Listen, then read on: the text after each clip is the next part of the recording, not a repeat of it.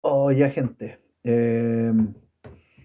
vamos a continuar con este tema de los intervinientes en el procedimiento. He de señalar de que está bastante intenso, hay que decirlo, pero no vamos a retroceder en esto, y eso que todavía no llegamos al libro segundo. Así que ya, continuemos. Con el párrafo 6 del título cuarto del libro primero del Código Procesal Penal, que se refiere a los intervinientes del procedimiento y en concreto ahora la víctima. La víctima viene a estar señalada en los artículos 108 a 110 del Código de Procesal Penal. La víctima es el ofendido por el delito. La víctima es el ofendido por el delito. En caso de que el delito cause la muerte del ofendido o este último no pueda ejercer sus derechos, se considera víctima A, el cónyuge o conviviente civil o los hijos, cónyuge, conviviente civil o los hijos, ascendientes, conviviente, hermanos, adoptante o adoptados. Y la enunciación anteriormente mencionado constituye orden de prelación. Por lo tanto, la víctima, que es la ofendida por el delito, en caso de que el delito le cause la muerte o este último no pueda ejercer su derecho, se considera víctima en este orden de prelación al cónyuge, conviviente civil o hijos, ascendientes, conviviente, hermanos, adoptante o adoptados. ¿Cuáles son los derechos de la víctima? Los derechos de la víctima son los siguientes y están señalados en el artículo 109 del Código Procesal Penal. Los derechos de la víctima entonces son, primero, solicitar medidas de protección para sí o su familia. Solicitar medidas de protección para sí o su familia. Segundo, presentar la querella. Presentar la querella. Tercero, perseguir las responsabilidades civiles contra el imputado provenientes de un hecho punible. Cuarto, ser oídos por el fiscal antes que éste decrete la suspensión del procedimiento o su terminación anticipada. Quinto, ser oída por el tribunal antes que se pronuncie sobre sobreseimiento definitivo o temporal u otra resolución que termine la causa. Y sexto, impugnar el sobreseimiento definitivo o la sentencia absolutoria aunque no haya intervenido en el procedimiento. Entonces, los derechos de la víctima de un delito, que están consagrados en el artículo 109 del Código Procesal Penal, son, primero, solicitar las medidas de protección para sí o para la víctima o para su familia. Segundo, presentar querella. Hola Sharik, bienvenida, muchas gracias. Presentar querella. Perseguir responsabilidades civiles contra el imputado provenientes de un hecho punible. Ser oídos por el fiscal antes que éste decrete la suspensión del procedimiento o su terminación anticipada. Ser oída por el tribunal antes que se pronuncie sobre el seguimiento definitivo o temporal u otra resolución que termine la causa. E impugnar el sobreseimiento definitivo o la sentencia absolutoria, aunque no haya intervenido en el procedimiento. Vinculado con el artículo 109, se relaciona todo esto con la reforma, o la ley, mejor dicho, 21.523 del año 2022. La ley 21.523 del año 2022 introduce de manera expresa la perspectiva de género en el trato a las víctimas, sean adultas o niños, niñas, adolescentes. Ojo, la ley 21.503, esto puede interesar sobre todo a mujeres, introduce de manera expresa la perspectiva de género en el trato a las víctimas. Así, en el caso de delitos sexuales, tráficos de migrantes para explotación sexual o delitos de mayor gravedad, como violación, homicidio, castración, delitos de violencia institucional, como tortura y apremio ilegítimo, se incorporan, en virtud de esta ley, más derechos a la víctima, sobre todo si se trata de delitos de violencia contra las mujeres. Y estos derechos que se incorporan son, primero, contar con acceso a asistencia y representación judicial, contar con acceso a asistencia y representación judicial, no ser estigmatizada o discriminada en razón de su relato, no ser estigmatizada o discriminada en razón de su relato, obtener respuesta oportuna, efectiva y justificada, obtener respuesta oportuna, efectiva y justificada, derecho a debida diligencia con enfoque intersectorial, perspectiva de género y derechos humanos,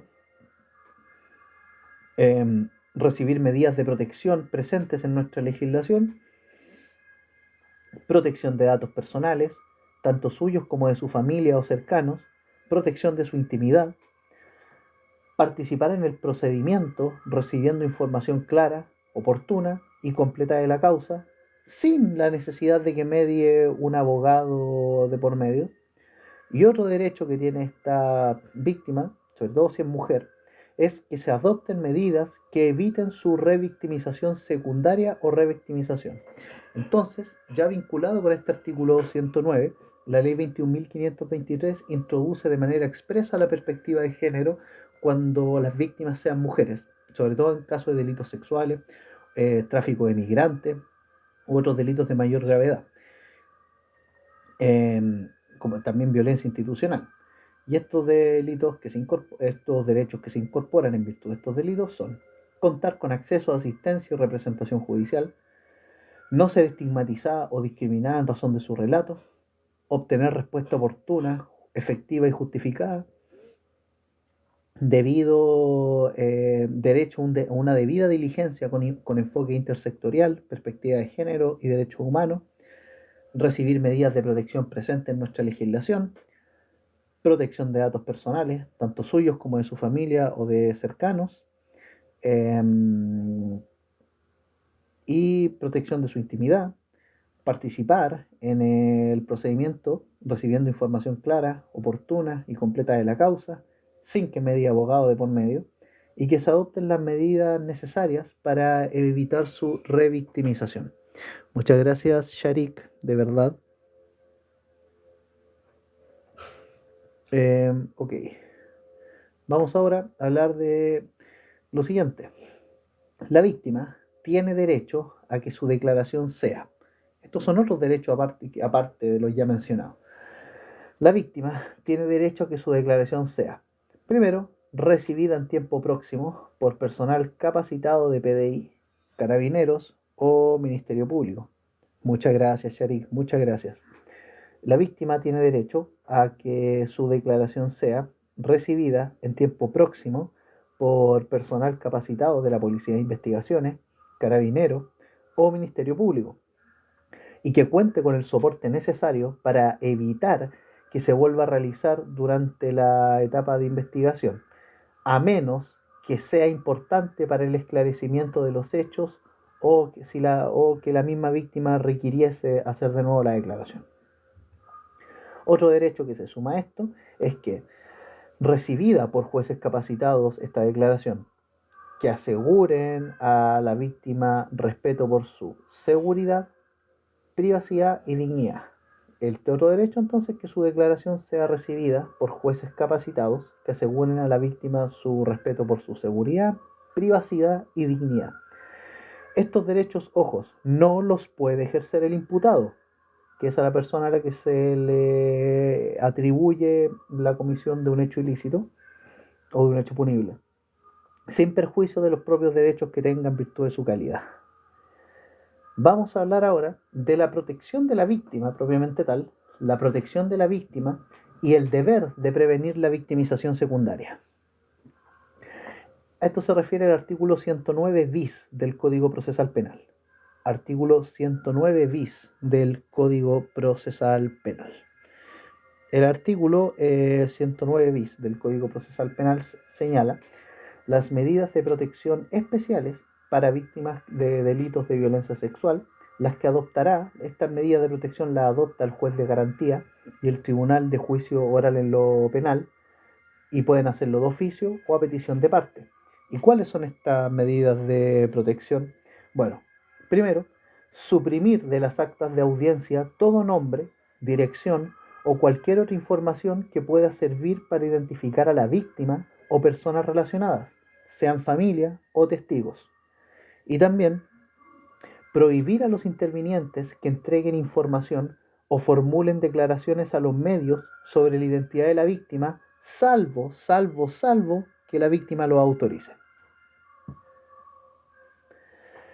Otros derechos que se incluyen dentro de esto es impedir el acceso de determinadas personas o público en general a la sala de audiencia.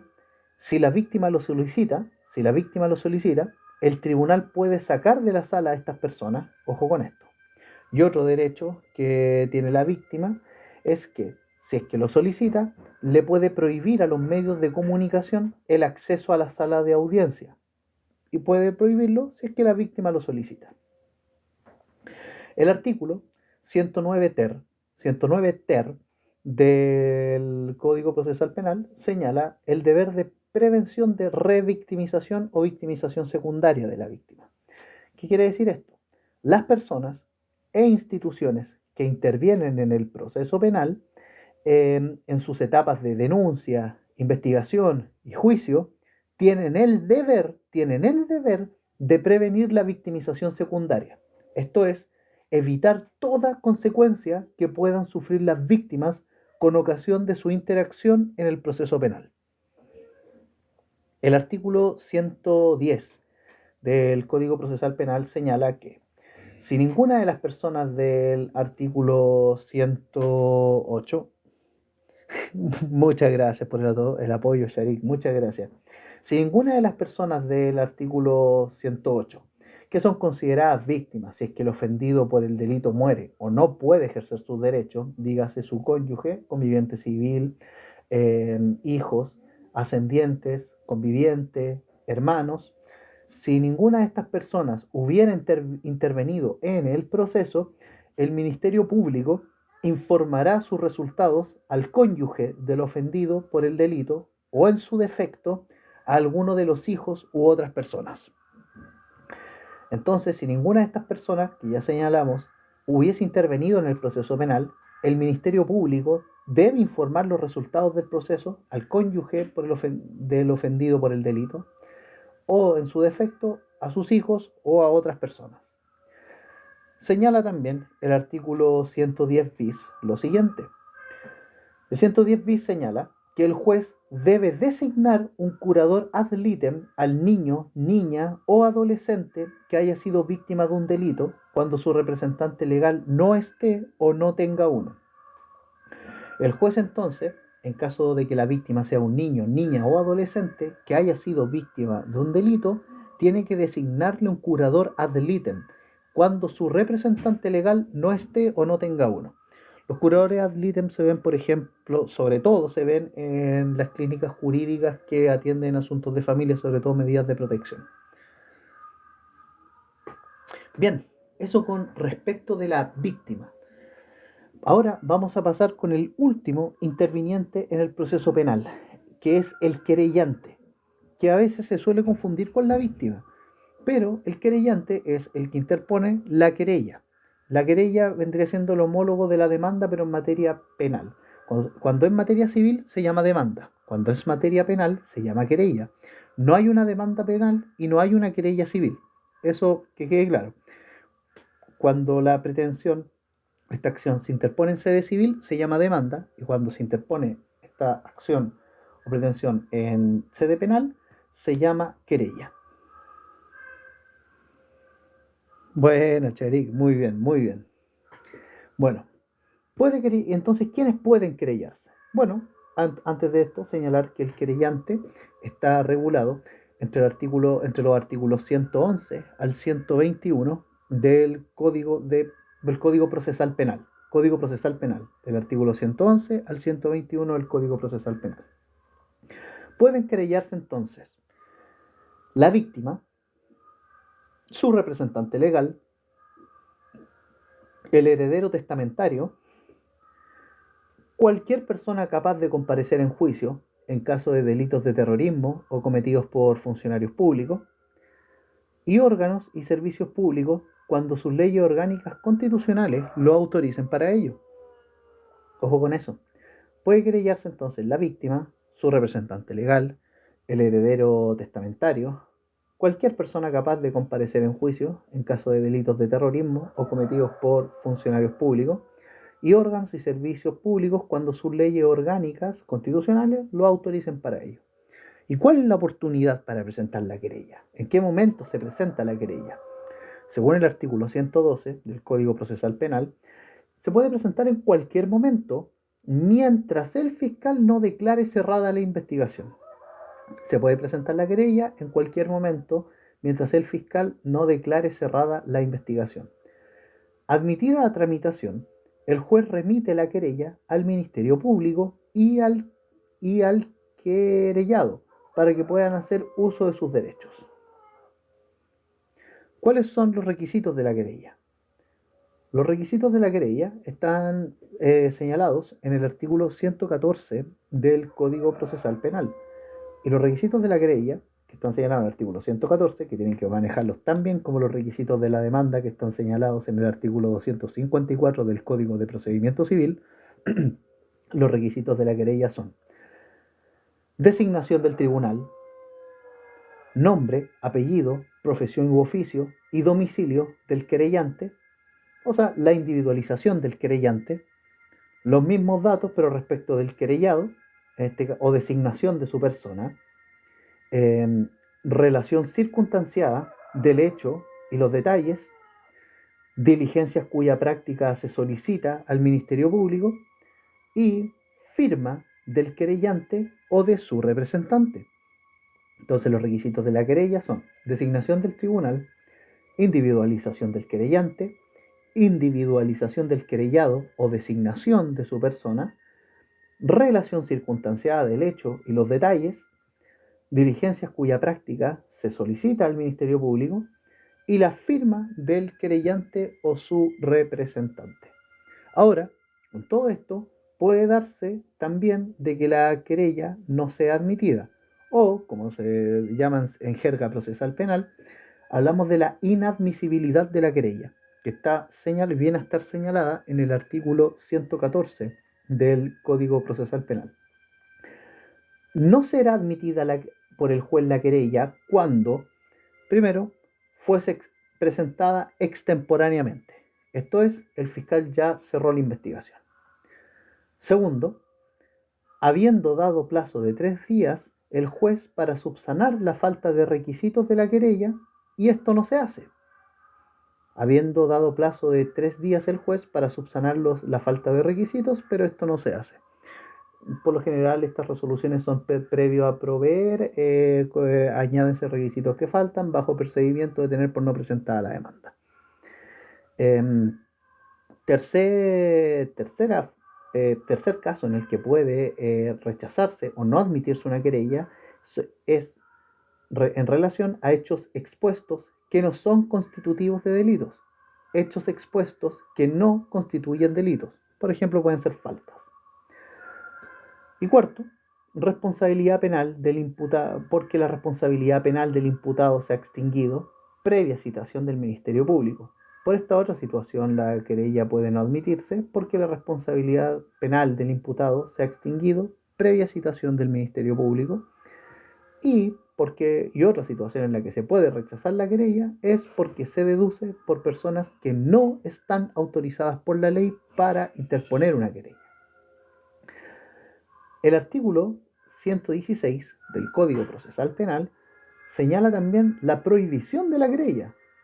¿Cómo esto de la prohibición de la querella? Bueno, esta institución de la prohibición de la querella señala de que no se pueden querellar entre sí. No se pueden querellar entre sí por acción penal pública o privada las siguientes personas. Por ejemplo, cónyuges, salvo delitos cometidos en contra de éste o sus hijos, como la bigamia. El conviviente civil, bajo el mismo criterio, entre convivientes civiles, bajo el mismo criterio anterior, y consanguíneos en línea recta, colaterales en segundo grado, pero con las mismas reglas ya expuestas. ¿Y cuáles son estas mismas reglas? Salvo delitos cometidos en contra de éste o sus hijos. Esa es la única forma en que la prohibición de querella sería desplazada. Pero en principio no se pueden querellar entre sí cónyuges, convivientes civiles y consanguíneos en línea recta y colaterales hasta el segundo grado, salvo de delitos cometidos en contra de estos o sus hijos. Vamos a hablar ahora de los casos de querella rechazada o de la institución de la querella rechazada. ¿Qué es esto de la querella rechazada? Bueno, es una institución que está señalada en el artículo 117 del Código Procesal Penal y se refiere a los casos cuando no se dé curso a una querella en que se persiga un delito de acción pública o previa instancia particular por las causales del artículo 114, esto es, que sea presentada extemporáneamente, que habiendo dado un plazo de 3 días para subsanar la falta de requisitos, esto no se hace, que los hechos expuestos no sean constitutivos de delito, que la responsabilidad penal del imputado haya prescrito, o que se deduzca por personas no autorizadas por la ley. Entonces, en caso de la querella rechazada, bueno, no se da curso a una querella que persiga un delito de acción penal pública o previa instancia particular por las causales ya dichas, y por tanto aquí el juez pone esto en conocimiento del Ministerio Público para ser tenida como denuncia. Ojo, no es que simplemente se ignore, se informa al Ministerio Público para ser tenida como denuncia. Siempre, siempre, siempre que no le constare que la investigación del hecho hubiese sido iniciada de otro modo. Siempre que no le conste que la investigación del hecho hubiese sido iniciada de otro modo. Respecto del querellante, y ya con esto terminamos el título relativo a los intervinientes en el proceso, respecto al querellante hemos de vincular dos instituciones sumamente cruciales. ¿Y cuáles son estas instituciones? El desistimiento y el abandono de la querella. Respecto del desistimiento, que está señalado en el artículo 118 del Código Procesal Penal, el querellante puede desistirse en cualquier momento de su querella, haciéndose cargo de costas propias. Queda sujeto en todo caso a lo que dicte el tribunal sobre las costas en general al finalizar el procedimiento. Y ahora, aparte del desistimiento señalado en el artículo 118 del Código Procesal Penal, tenemos también el abandono de la querella, que está regulado en el artículo 120 del Código Procesal Penal. ¿Y de qué trata el abandono de la querella? Aquí el tribunal declara de oficio o a petición de parte el abandono de la querella por quien la hubiera interpuesto, cuando, o bien, no adhiera a la acusación del fiscal o no acuse particularmente en la oportunidad correspondiente, o por inasistencia injustificada a la audiencia de preparación de juicio oral, sin perjuicio de las sanciones que ya habíamos mencionado previamente, o por la no concurrencia a la audiencia de juicio oral o se ausenten de estas sin autorización del tribunal. Hola, abogada en TikTok. Estamos explicando en vivo. Son comentarios al Código Procesal Penal. Ahora estamos revisando la institución del abandono de la querella, que está señalada en el artículo 120 del Código Procesal Penal y que el tribunal la declara de oficio o a petición de parte. Y de oficio o a petición de parte, y el abandono de la querella, respecto del abandono de la querella, ¿por qué lo hubiera interpuesto? Cuando o no adhiere a la acusación del fiscal o no acuse particularmente en la oportunidad correspondiente, o por inasistencia injustificada a la audiencia de preparación de juicio oral, o no concurre la audiencia de juicio oral o se ausenta de ella sin autorización del tribunal. Sí, claro. De hecho, el propósito de esto, que estos lives quedan grabados y posteriormente se suben a YouTube, es con fines meramente académicos para que queden disponibles, bueno, obviamente para mí, pero también para todas las personas que estén preparando su examen de grado o quieran eh, estudiar para algún ramo en el que puedan tener alguna prueba y los pueda sacar de apuro. Hola Capriz, ¿qué tal? Bienvenida. Ya, vamos a continuar con la resolución de abandono de querella. Respecto a la resolución de abandono de querella, es apelable, ojo, la resolución de abandono de querella es apelable, pero en el solo efecto devolutivo, solo en el solo efecto devolutivo. Y la resolución que negare lugar al abandono es inapelable. Ahora, ahora, la declaración de abandono de querella, que está señalada en el artículo 121 del Código Procesal Penal, trae los siguientes efectos, que son impedir ejercer los derechos que su calidad le confiere. Bueno, pueden revisar el artículo 121 para que quede un poquito más claro. Bueno, estamos preparando el examen de grado para poder concretar el título de colega de manera oficial. Estamos egresados, sí. Ya, vamos ahora con el derecho del querellado frente al deshacimiento.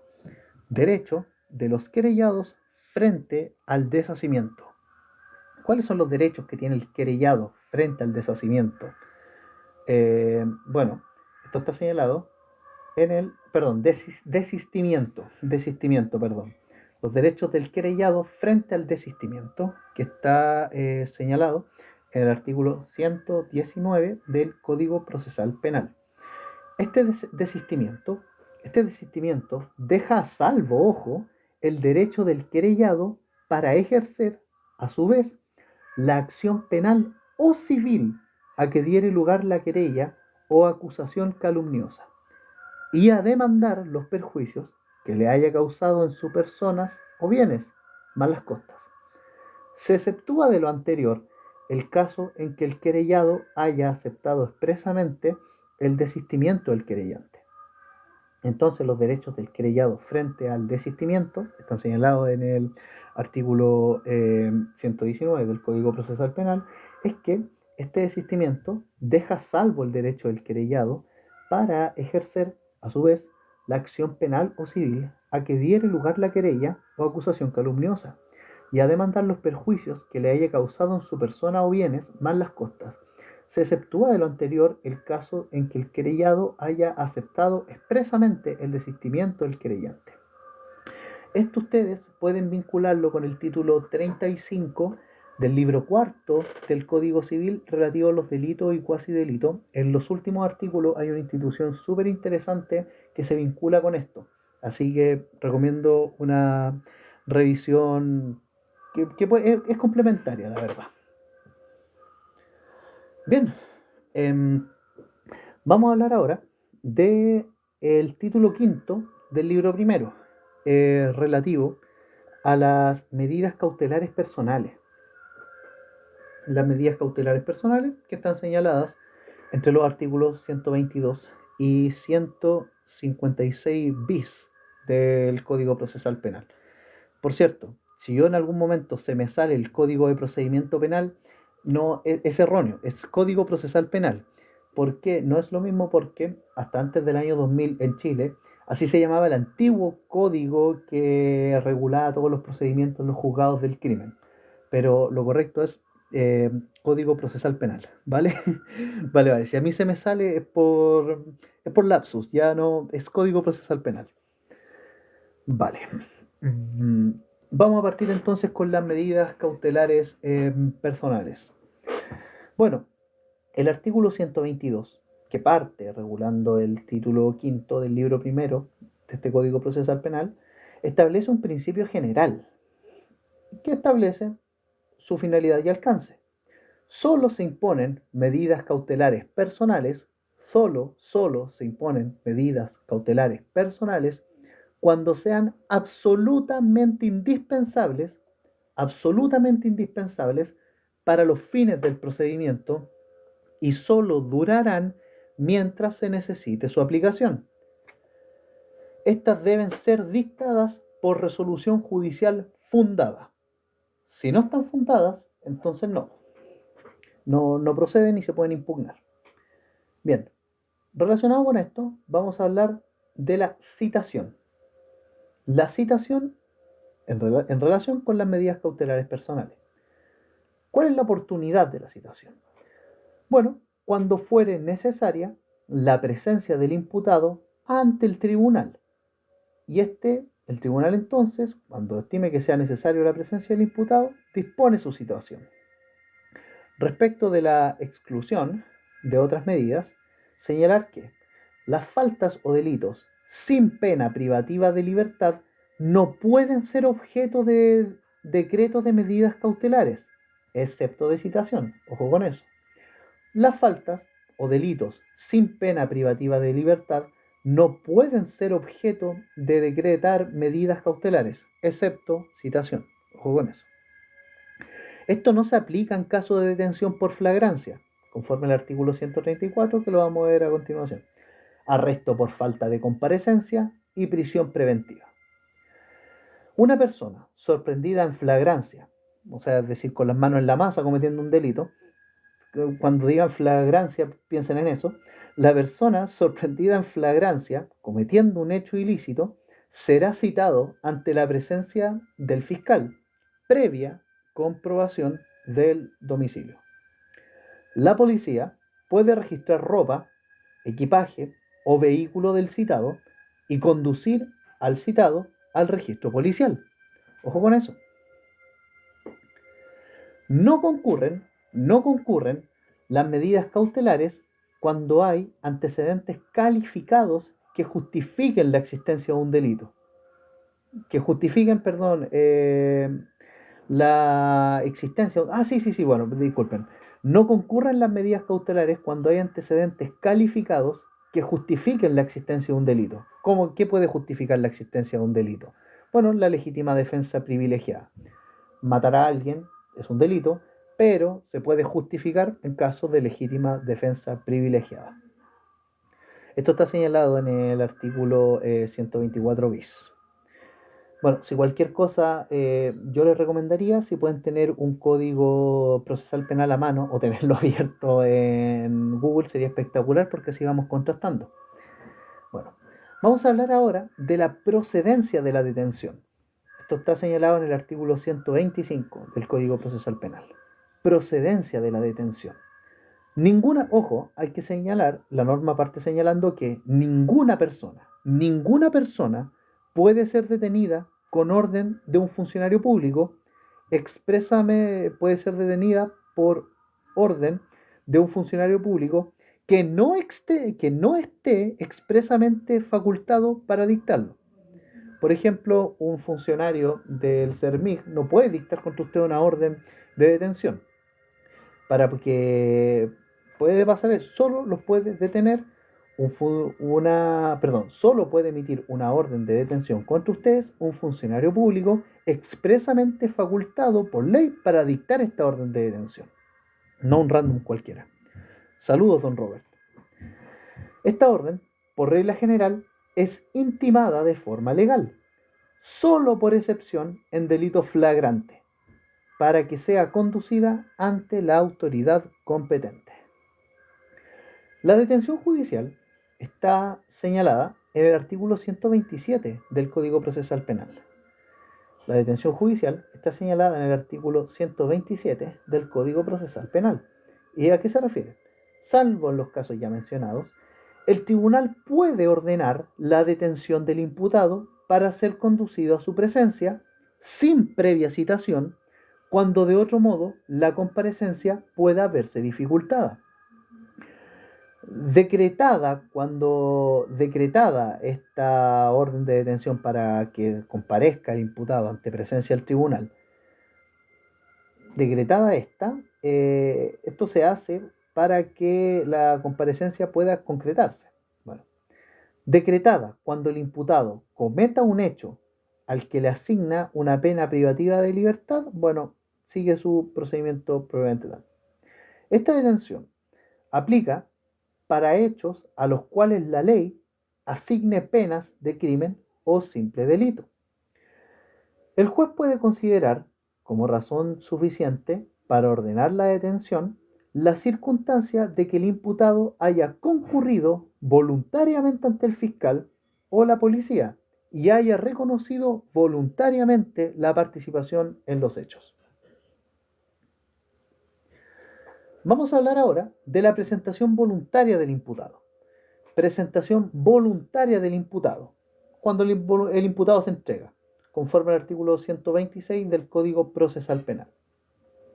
El imputado, contra el cual se haya emitido una orden de detención por cualquier autoridad competente, puede concurrir siempre a la presencia del juez que corresponda a solicitarle un pronunciamiento sobre la procedencia de esta orden de detención o cualquier otra medida cautelar. La resolución que niegue la orden de detención es susceptible, ojo, de recurso de apelación, y el sujeto activo aquí para solicitarlo es el Ministerio Público. La resolución que niegue orden de detención es susceptible de recurso de apelación por parte del Ministerio Público. Ahora vamos a hablar de una institución que ustedes la han escuchado en muchos lados, han visto videos, probablemente lo han compartido y se han puesto a pelear con gente que piensa distinto en comentarios. Y me refiero a la detención por cualquier ciudadano o detención ciudadana que está señalada en el artículo 128 del Código Procesal Penal. ¿Qué dice la ley sobre la detención ciudadana? En realidad dice, el nombre correcto es detención por cualquier ciudadano. Todo tribunal, no, está relacionado, pero esto es otro. Miren, todo tribunal, aunque no ejerza jurisdicción en lo criminal, todo tribunal, aunque, bueno, ya, pero, a ver, hubo una pequeña confusión acá, me disculpo, pero yo me refería a la detención ciudadana. Si lo que ustedes deberían saber de las detenciones ciudadanas es que efectivamente, en caso de flagrancia, cualquier ciudadano está facultado a detener a esta persona que realiza un crimen. Pero ojo, está facultado, no está obligado a hacerlo. ¿Por qué? Porque el legislador se pone en el caso de que el delincuente esté armado. Entonces, no le da una obligación a un ciudadano que no necesariamente tiene una preparación policial para que detenga a alguien. Entonces, solo se le da la facultad, pero es el ciudadano el que tiene la opción de ejercerla o no en caso de un delincuente que esté cometiendo un delito flagrante. Señalar esto. A lo que yo me refería ahora, y continuando con el hilo del título quinto del libro primero del Código Procesal Penal, es que todo tribunal, aunque no ejerza jurisdicción en lo criminal, puede ser un tribunal de familia o un tribunal civil, puede dictar una detención contra las personas que, dentro de la sala de su despacho, cometa un crimen o simple delito conforme a las normas de detención judicial. Ustedes se van a dar cuenta, por ejemplo, que en los juzgados de familia, por lo menos el juzgado de familia de Talca, todas las salas tienen al ladito una sala de detención. La sala, no sé si la sala 6 del cuarto piso del juzgado de Talca tiene al ladito una celda de detención. Esta norma, el 128 del Código Procesal Penal, se pone en estos casos. Si en caso de que alguien cometa un delito dentro de la sala, el juez puede dictar una orden de detención. Bien, ahora sí, vamos a referirnos a lo que estaba mencionando anteriormente, que era la detención ciudadana o detención en caso de flagrancia. Ojo con eso. Y que está relacionado con otras funciones también. Cualquier persona puede detener a otra que es sorprendida en flagrancia cometiendo un delito y debe entregarla al Ministerio Público, a la policía o a la autoridad más próxima. Los policías están obligados a detener a estas personas, a los delincuentes que cometan un delito flagrante, mientras que para los ciudadanos, como ya les había mencionado, esto es facultativo. La policía puede proceder al registro de vestimentas, equipaje o vehículo del detenido. Y esto no obsta la detención en caso de delitos. Denme un segundo, por favor. Esto no obsta la detención en caso de delito de los artículos 361, 366 quater en caso de flagrancia. Esto se refiere a los delitos de connotación sexual, por si acaso. La policía debe detener al sentenciado a pena privativa de libertad que haya quebrantado su sentencia. Ojo con eso. Al que es sorprendido violando, por ejemplo, sus medidas cautelares, etc. Vamos a hablar ahora de las facultades autónomas de la policía en caso de flagrancia. Facultades autónomas de la policía en caso de flagrancia.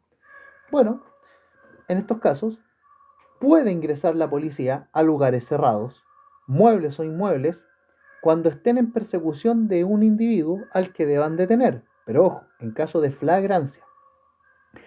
También pueden registrar lugares, en caso de flagrancia, ojo con esto, registrar lugares e incautar objetos y documentos vinculados al caso en persecución, dando aviso inmediato al fiscal, que, ojo, los conservará estos objetos y documentos vinculados al caso en persecución. Esto sin perjuicio de los objetos no relacionados que sean incautados por dar indicio de un hecho punible distinto al perseguido. Esto sin perjuicio de los objetos no relacionados que sean incautados por dar indicio de un hecho punible distinto al perseguido. Bueno, ¿qué se entiende por flagrancia? Yo le había dicho que agarren con alguien en las manos en la masa cometiendo un delito, pero esto claramente no le pueden decir es un profe. Pero si lo pueden entender desde una perspectiva jurídica, la flagrancia es el que actualmente esté cometiendo un delito. Tan sencillo como eso. El que actualmente esté cometiendo delito. O el que acabare de cometerlo. El que huye del lugar de la comisión del delito y es señalado por el ofendido como autor o partícipe, también está en caso de flagrancia. O el que es sorprendido con elementos relacionados a la comisión de un delito, o en caso de que las víctimas reclamen auxilio o testigos presenciales, los cuales señalan como cómplice o autor al que hubiere cometido delito en tiempo inmediato, o el que aparezca en registro audiovisual cometiendo un delito o cuasi delito, cuando la policía tenga acceso inmediato al mismo. Todas estas personas están en caso de flagrancia. Pero ojo, se entiende por tiempo inmediato aquel que transcurra entre la comisión del hecho y la captura del imputado, siempre y cuando no hayan transcurrido más de 12 horas.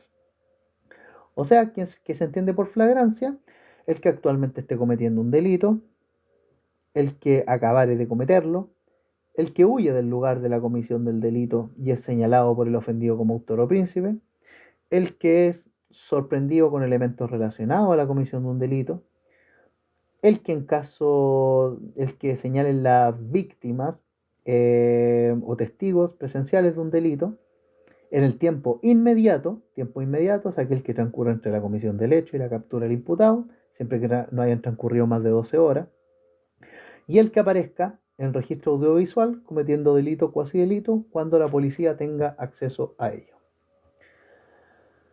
¿Cuáles son los plazos de detención? ¿Cuáles son los plazos de detención?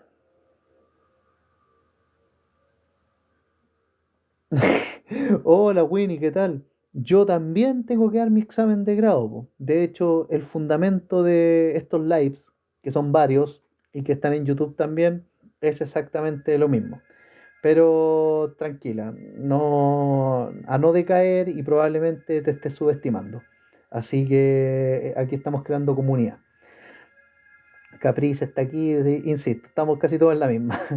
Ya, vamos a hablar de los plazos de detención conforme al artículo 131 del Código Procesal Penal.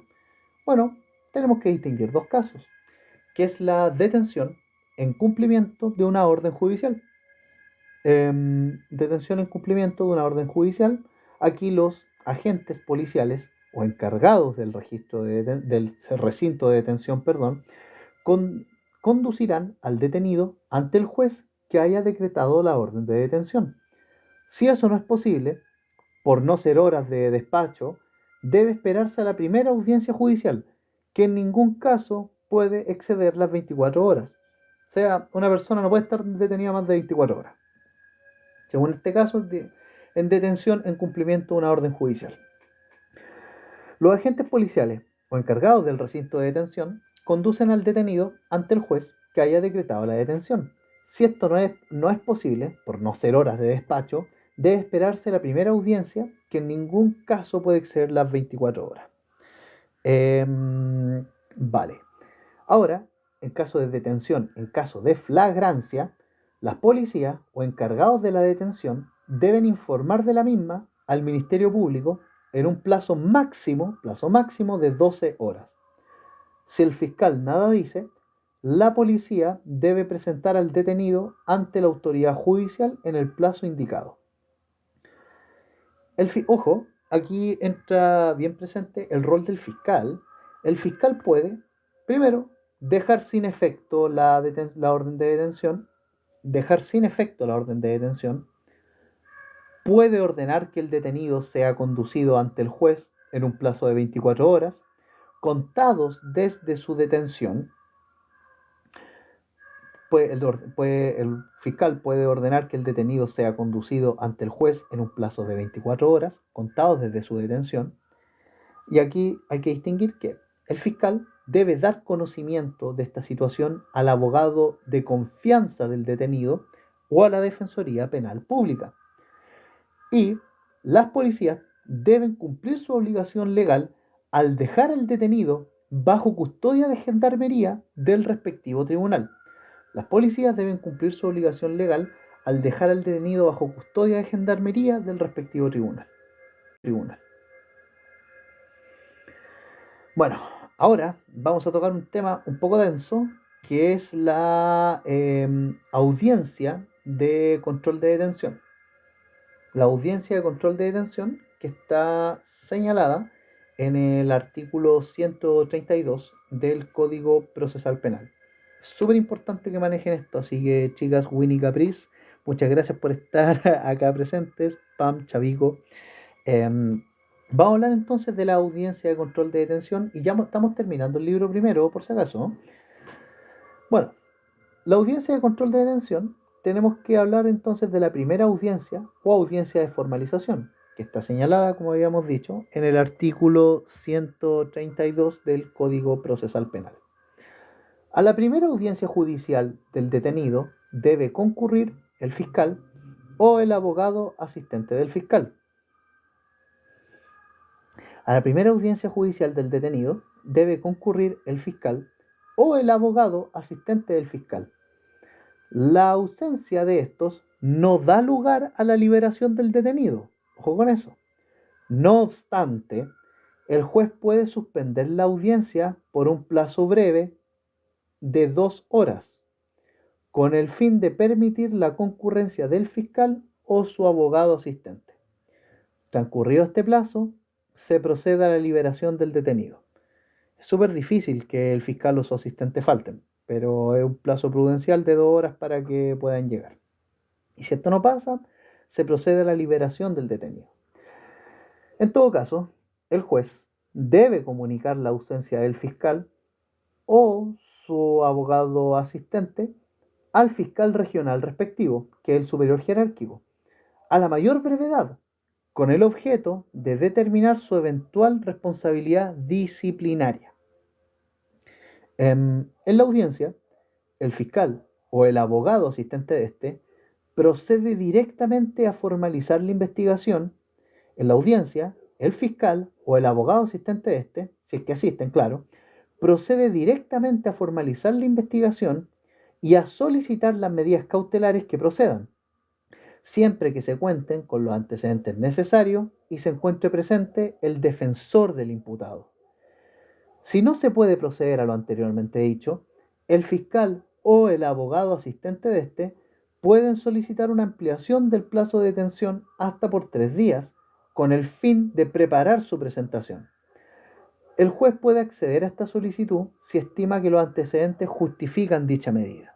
Ojo con eso. Con todo, la declaración de ilegalidad de la detención no va a impedir la declaración de ilegalidad de la detención no va a impedir que el fiscal o su abogado asistente puedan formalizar la investigación y solicitar las medidas cautelares que procedan. Pero ojo, no pueden solicitar la ampliación de la detención. Esta declaración de ilegalidad de la detención no produce efecto de cosa juzgada respecto de las solicitudes de exclusión de pruebas. Esta declaración de ilegalidad de detención no produce efecto de cosa juzgada respecto a las solicitudes de exclusión de pruebas. Ojo con eso. Ya. Respecto de la resolución que declara la ilegalidad de la detención, será apelable en el solo efecto devolutivo. La resolución que declara la ilegalidad de la detención será apelable en el solo efecto devolutivo respecto de delitos que recaigan sobre control de armas, drogas, castración, mutilaciones y lesiones contra carabineros, PDI o gendarmería en el ejercicio de sus funciones. A ver, voy a señalarles que de repente me da un poco de cosa decir el nombre de estos delitos, no es porque no quiera decirlo o quiera censurarlo, sino es que ustedes saben que TikTok es medio sensible y puede censurar live, entonces por eso, quería decirlo, la verdad. Vamos a hablar ahora de una institución que fijo es pregunta de examen de grado. Institución que fijo es pregunta de examen de grado y es pregunta también de pregrado en caso de que tengan pruebas. Y esta es la prisión preventiva. Prisión preventiva. Bueno, artículo 139 del Código Procesal Penal. Artículo 139 del Código Procesal Penal. Aprendérselo religiosamente. Si es de memoria, mejor, pero sí saberlo, saber de qué se trata. Yo les voy a contar un secreto. Yo pasé mi ramo cuando me tocó procesal penal, me preguntaron, la profe preguntó, la profesora con la cual sus apuntes están sirviendo de base para este live, sobre el artículo 139, y yo no me acordaba qué artículo era, no me acordaba de qué era, y después pensé recordando, seguro es prisión preventiva. Está 50% seguro, yo anoté bajo el riesgo de que podía equivocarme y no tenía que ir a repechaje. Y la achunté y pasé. Así que, bueno, artículo 139 del Código Procesal Penal se refiere a la prisión preventiva. Y sobre la prisión preventiva hay que partir señalando.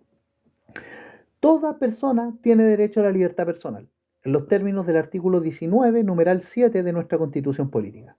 Toda persona tiene derecho a la libertad personal. Pero ojo, proceden cuando, en este caso, la prisión preventiva procede cuando el juez estima que las otras medidas cautelares son insuficientes para conseguir los fines del procedimiento, la seguridad del ofendido o la sociedad. La prisión preventiva procede cuando el juez estima que las otras medidas cautelares son insuficientes para conseguir los fines del procedimiento, la seguridad del ofendido o la sociedad. Bueno, chicos, la verdad es que más allá de la crítica que hoy día se hace es que hay un abuso de la prisión preventiva. Los requisitos de la prisión preventiva llevan en realidad a lo que me refería anteriormente, que están en el 140 del Código Procesal Penal. Los requisitos de la prisión preventiva, artículo 140 del Código Procesal Penal, anótenlo. Una vez formalizada la investigación, el tribunal, a petición del Ministerio Público o del querellado, puede decretar la prisión preventiva del imputado si se acreditan los siguientes requisitos. Estos requisitos tienen que acreditarse para que el juez pueda dictar la prisión preventiva. Primero, que existan antecedentes que justifiquen la existencia del delito investigado. Que existen antecedentes que acrediten la existencia, del delito investigado. Que existan antecedentes que acrediten la existencia del delito investigado. Segundo, que existan antecedentes que hagan presumir fundadamente que el... Vamos a ver. El segundo requisito, que existan antecedentes que hacen presumir fundadamente que el imputado ha participado en el ilícito como autor, cómplice o encubridor. Y otro requisito es la necesidad de cautela, cuando existen antecedentes calificados que le hagan considerar al tribunal que la prisión preventiva es indispensable para el éxito de la investigación, o que la libertad del imputado refleje un peligro para la sociedad, que exista un peligro para la seguridad del ofendido, o que exista un peligro de que el imputado se dé a la fuga. Ojo con eso. Bueno, entonces, los requisitos para que concurra la prisión preventiva son, primero, que existan antecedentes que justifiquen o que acrediten, la existencia del delito investigado, que existan antecedentes que hagan presumir fundadamente que el imputado ha participado en el ilícito como autor, cómplice o encubridor, y la necesidad de cautela cuando existen antecedentes calificados que le hagan considerar al tribunal que la prisión preventiva es indispensable para lo siguiente. Primero, el éxito de la investigación, ya que existe sospecha grave y fundada de que el imputado obstruya la investigación o induzca a terceros, testigos o peritos para que informen de manera falsa o desleal. O bien, cuando la libertad del imputado significa un peligro para la sociedad.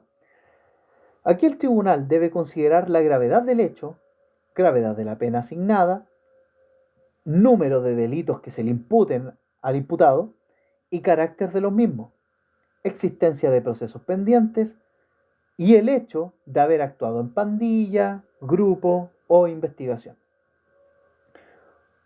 Otro aspecto que se considera es que existe un peligro para la seguridad del ofendido, ya que existen elementos calificados que presumen que el imputado agredirá al ofendido, su familia o bienes, o bien que existe un peligro de que el imputado se dé a la fuga. Ojo con el artículo 140 del Código Procesal Penal, les puede salvar la vida.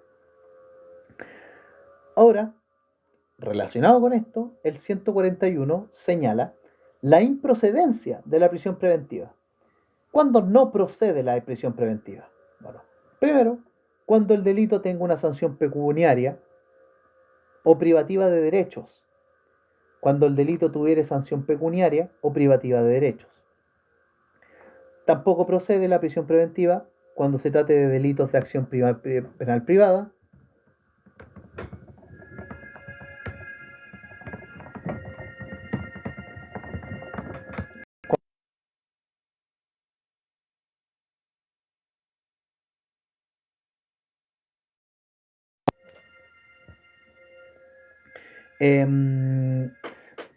cuando el imputado se encuentre cumpliendo efectivamente una pena privativa de libertad. No tiene mucho sentido pedir la prisión preventiva, aunque hay excepciones a lo anteriormente señalado.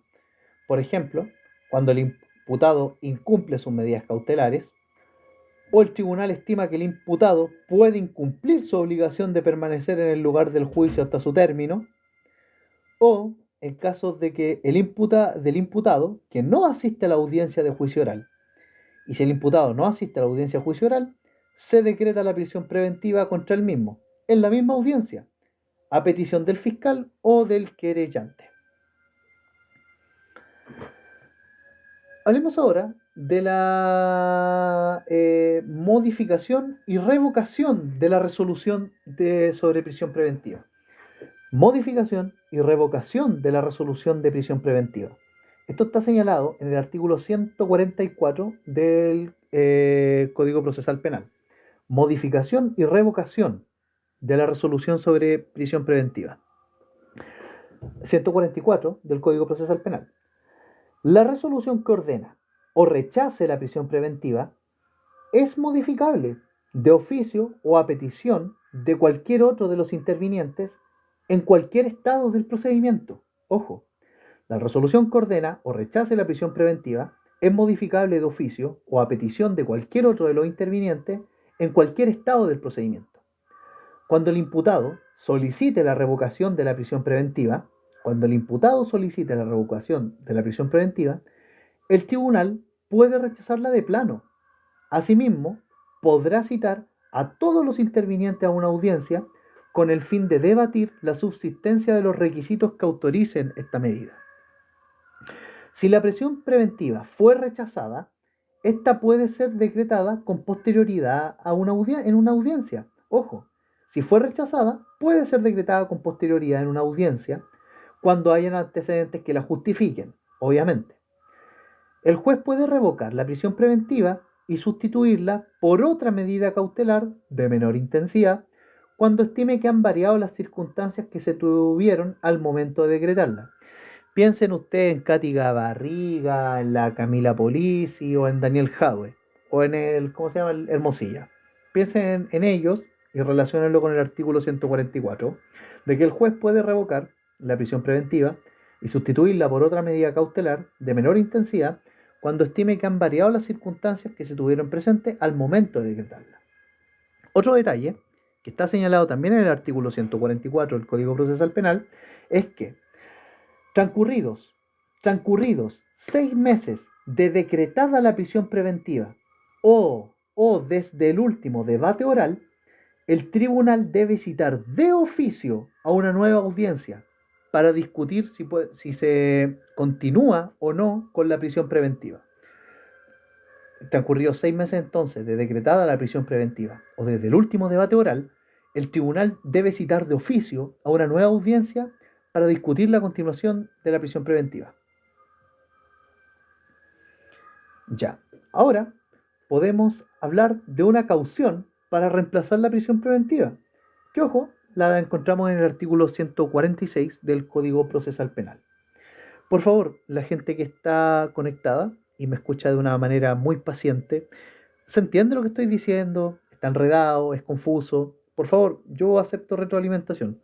La verdad es que también me llega hate, así que no se preocupen, yo puedo gestionar todo esto. La caución para reemplazar la prisión preventiva está señalada en el artículo 146 del Código Procesal Penal y bueno, procede cuando la prisión preventiva fue impuesta para garantizar la comparecencia del imputado al juicio y eventualmente ejecutar la pena. Por ejemplo, por peligro de fuga. Gracias, don Robert. Muchas gracias.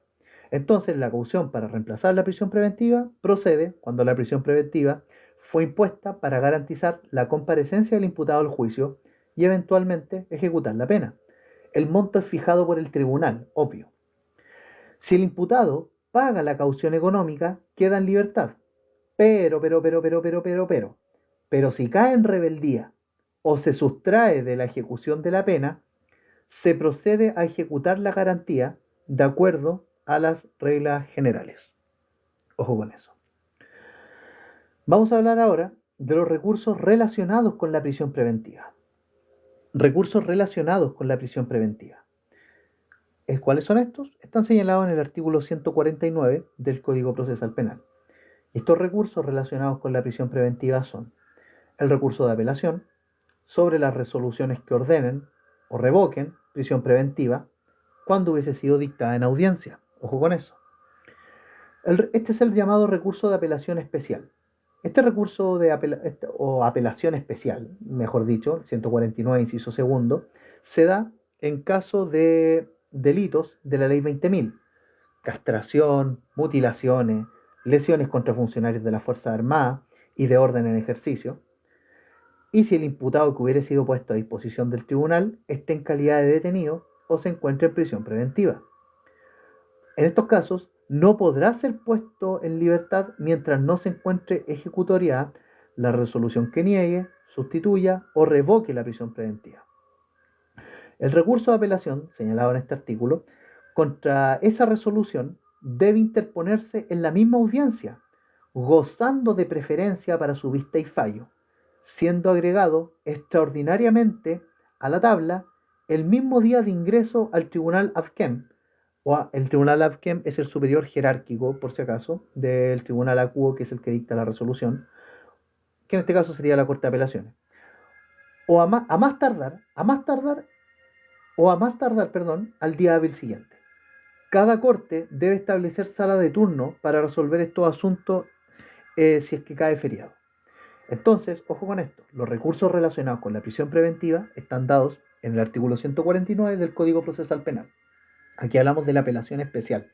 Este recurso de apelación que recae sobre resoluciones que ordenen, revoquen o etcétera, prisión preventiva cuando haya sido dictada en audiencia. Respecto a esta apelación especial, aplican los casos de delitos de la ley 20.000, castración, mutilaciones, delitos contra funcionarios de las Fuerzas Armadas, etcétera. Y bueno, aquí el imputado que hubiera sido puesto a disposición del tribunal y que esté en calidad de detenido o se encuentre en prisión preventiva, no puede ser puesto en libertad mientras no se encuentre ejecutoriada la resolución que niegue, sustituya o revoque la prisión preventiva.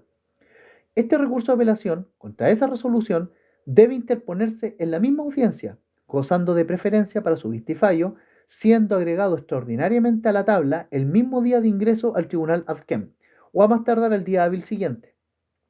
Cada corte debe establecer sala de turno para resolver estos asuntos en caso de que caigan en día feriado. En casos, en casos donde no sea posible aplicar lo anterior y estando pendiente el recurso contra la resolución que dispone la libertad, para impedir la fuga del imputado, la Corte tendrá la facultad de decretar la orden de no innovar, desde luego, y sin esperar la vista del recurso de apelación del fiscal o el querellante. Vale. Hablemos ahora del artículo 150 del Código Procesal Penal y es relativo a la ejecución de la prisión preventiva. Bueno, aquí el tribunal será competente para supervisar la ejecución el tribunal será competente para supervisar la ejecución de la prisión preventiva respecto de las causas que conozca. Obviamente el tribunal que la dictó. El tribunal será competente para supervisar la ejecución de la prisión preventiva respecto de las causas que conozca. La prisión preventiva se ejecutará en establecimientos especiales, diferentes a los que se utilizan para los condenados, o a lo menos lugares absolutamente separados de los que estén destinados a estos. El imputado será tratado en todo momento como inocente. La prisión preventiva debe cumplirse de tal modo que no adquiera las características de una pena, ni provoque más limitaciones que evitar la fuga del imputado y garantizar la seguridad de los otros internos y funcionarios que se encuentren en el recinto. Piensen en la detención de Monsalve o en la detención de Jorge Valdivia. El tribunal debe adoptar y disponer medidas necesarias para la protección de la integridad física del imputado, en especial aquellas destinadas a la separación de los jóvenes y no reincidentes con respecto a la población penitenciaria de mayor peligrosidad. El tribunal puede, excepcionalmente, conceder al imputado permiso de salida por resolución fundada por el tiempo estrictamente necesario para cumplir los fines de dicho permiso, siempre que se asegure que no se transgredirán los fines de la prisión preventiva. Cualquier restricción que la autoridad penitenciaria imponga al imputado debe ser inmediatamente comunicada al tribunal con sus fundamentos, y el tribunal puede dejar sin efecto esta restricción si la considera ilegal o abusiva, pudiendo incluso citar a audiencia para su examen. Respecto a esto, también hemos de señalar la institución de la prohibición de las comunicaciones que viene dada en el artículo 151 del Código Procesal Penal. Bueno, respecto a la prohibición de comunicaciones, el tribunal puede, a petición del fiscal, restringir o prohibir las comunicaciones del detenido o preso hasta por un máximo de 10 días. Máximo de 10 días cuando considere que ello es fundamental para el éxito de la investigación. Pero ojo, en ningún caso, esta facultad puede restringir la comunicación del imputado con su abogado y tampoco con el tribunal. El tribunal debe instruir a la autoridad encargada del recinto acerca de esta restricción y su aplicación, pero en ningún caso esta restricción puede consistir en encerrar al imputado o preso en celdas de castigo, en un calabozo, por así decirlo. Respecto a los límites temporales de la prisión preventiva, estos están señalados en el artículo 152 del Código Procesal Penal.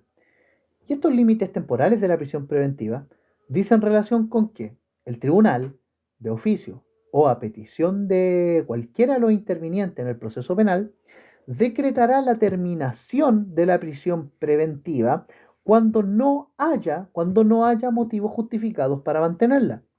En todo caso, cuando la prisión preventiva haya alcanzado la mitad de la pena privativa de libertad que se pudiera esperar en caso de dictar sentencia condenatoria o de la que se haya impuesto existiendo recursos pendientes, el tribunal citará de oficio a una audiencia con el fin de considerar el cese o prolongación de la prisión preventiva. Entonces, en todo caso, cuando la prisión preventiva haya alcanzado la mitad de la pena privativa de libertad que se pueda esperar en caso de que se dicte una sentencia condenatoria o de la que se haya impuesto existiendo recursos pendientes, el tribunal citará de oficio a una audiencia con el fin de considerar su cese o prolongación. Vale. El tribunal pone término a la prisión preventiva cuando dicte sentencia absolutoria o se decrete sobreseimiento, sea definitivo o temporal, aun cuando las resoluciones no se encuentren ejecutoriadas. Esto es conforme al artículo 153 del Código Procesal Penal. Ya. Respecto a lo mismo, los requisitos comunes a la prisión preventiva y a la detención. Requisitos comunes a la prisión preventiva y a la detención. Toda orden de prisión preventiva o de detención será expedida por escrito por el tribunal. Toda orden de prisión preventiva o de detención debe ser expedida por escrito por el tribunal y debe contener nombre y apellidos de la persona que va a ser detenida y las circunstancias que lo individualizan. Básicamente individualizar a la persona que va a ser detenida. Los motivos de la detención, obviamente, por qué está siendo detenida, y también indicar la indicación de ser conducido de inmediato ante el tribunal o establecimiento penitenciario o lugar público de prisión o detención que se determine. Indicación de ser conducido de inmediato ante el tribunal, establecimiento penitenciario o lugar público de prisión o detención que se determine o permanecer en su residencia, según el caso. Bien, eso respecto a la prisión preventiva. Ahora hablemos de otras medidas cautelares personales. Su finalidad es garantizar el éxito de la investigación, proteger a la sociedad o al ofendido, o asegurarse de que el imputado comparezca. Cualquier otra medida cautelar personal, señalada en el 155, señala que su finalidad es garantizar el éxito de la investigación, proteger a la sociedad o al ofendido, o asegurarse que el imputado comparezca. La oportunidad para decretarlas es una vez formalizada la investigación, al igual que la prisión preventiva. Ahora, aquí hay excepciones, que se pueden solicitar medidas cautelares anticipadas antes de la audiencia de formalización. ¿Y cuáles son estas medidas cautelares anticipadas que se pueden solicitar antes de la audiencia de formalización? Bueno, las que involucren delitos en contexto de VIF, violencia intrafamiliar, delitos sexuales y delitos sexuales contra niños, niñas y adolescentes. Ojo con eso. Otras medidas cautelares personales son las siguientes, que son, primero, la privación de libertad, total o parcial, en casa del imputado o lugar donde éste señale si se encuentra fuera del lugar de asiento del tribunal. El arresto domiciliario, como se conoce coloquialmente. O bien, otra medida cautelar personal es la sujeción a la vigilancia de una persona o institución que informará periódicamente al juez. Otras son la obligación de presentarse periódicamente al juez o autoridad designada, lo que se conoce muchas veces como firma quincenal, obligación de presentarse periódicamente al juez o autoridad designada, la prohibición de salir del país o su territorio, el arraigo nacional, prohibición de salir del país o su territorio, prohibición de asistir a reuniones, eventos públicos o lugares determinados, prohibición de comunicarse con ciertas personas, siempre que no afecte su derecho a defensa, prohibición de acercarse al ofendido o a su familia, o abandonar el hogar que compartiere con éste, y la prohibición de poseer armas y municiones, más la obligación de abandonar un inmueble determinado. Bien, eso respecto a las medidas cautelares personales, siendo la más relevante la prisión preventiva. Vamos ahora a hablar de las medidas cautelares reales, que es cortito, la verdad es que son 2 o 3 artículos.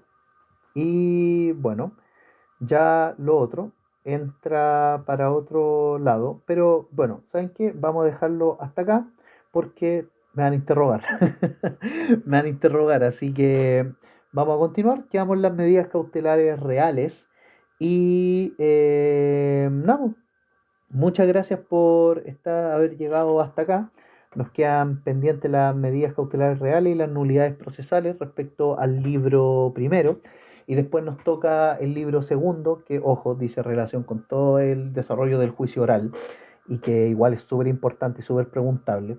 Así que, bueno, ya el día de mañana vamos a continuar con todo esto y desde luego muchas gracias a todos los que se quedaron hasta acá. A Winnie, Caprice, Abogado Pablo, J. Leo, Alexis, Angelito, Camila, Berry, Francisco, muchas gracias y nada, pues, estamos viendo. Don Robert, desde luego, muchas bendiciones, hasta pronto.